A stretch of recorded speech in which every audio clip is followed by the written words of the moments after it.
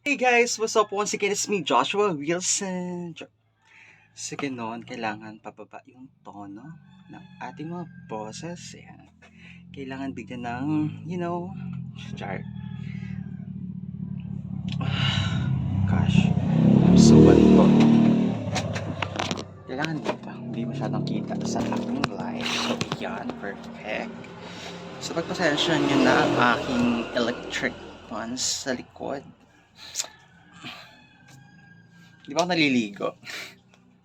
My God, fresh pa naman ako ng kilikili ko. And then, oh my God, I'm so puti.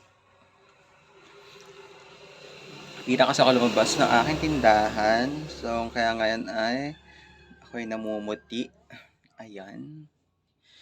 So, good morning guys. Good morning. So, sa mga ingat sa lahat ng papasok sa trabaho, sa mga pauwi galing sa trabaho, ayan, sa ngayon palang pauwi, at sa mga naiipit ng traffic.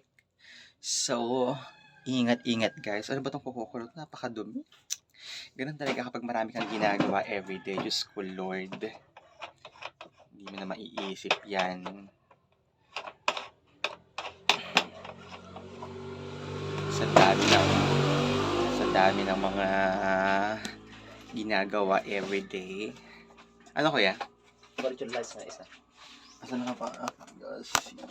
Chicken dito yung barya. Kuha na ko? When?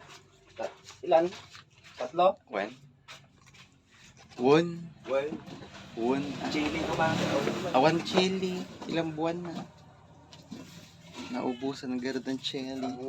Pangtanggal lang ubo. Kaya hindi ng mga thunders. Lighter mo dyan. Asan na ba ang aking lighter? Nawawala na naman ang aking lighter. So, ayan. May mga customers tayo, guys. Kuya, magkano ba itapang nyo? Which one? Mamili ka lang. And that is 27. How much is this? 27. 30. 10, 20, 30, 27, 28, 29. Kuya, ito na lang ano, kunin ko dito. 3 pesos. So, rabbit. Oh my God, sabi so puti. So, ayan. Yun ang yeah, thank you very much. Ayan, so far, so good. Okay naman. And then, laylo ako sa mga vegetables ngayon kasi nga, wala masyadong customers. And naka-focus ako sa mga feeds. Kasi wala lang, I just want to focus on agri supplies. And that's it. So, lang magawa, nakaka-boring. Kakadala tulog ko. Alas 12 ako tulog. Alas 12. Nagising ako na alas 5 kasi yung alarm clock ko. Actually, hindi pa tumutulog yung alarm clock ko. Gising na ako. And then, ayan, nakatulog ulit ako. And then, doble-doble yung tulog. Nakakatamad bumangon sa umaga. And kailangan talaga mas maaga gumigising. Pinapractice ko ngayon ng magbasa kapag may free time ako. Kapag may free time ako, mas gusto ko na nagbabasa ng books. And actually e-books kasi sa phone ko lang naman siya. I have a lot of e-books I purchased 2 years ago. And then, so that's it. Nagpiling. Lately kasi guys, so nakikinig ako more on mga about more on sa YouTube ng mga videos ng mga about sa business.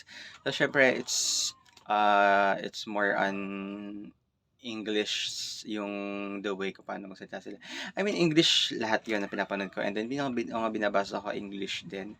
And then, sabi ko lately, hindi ako nag-i-English talaga. Minsan natututo ako, pero nahihiya lang talaga ako mag-English. Tapos hanggang sa nakakalimutan ko na pinag-aaralan ko talaga siya hanggang sa nakakalimutan ko na hanggang sa yun na.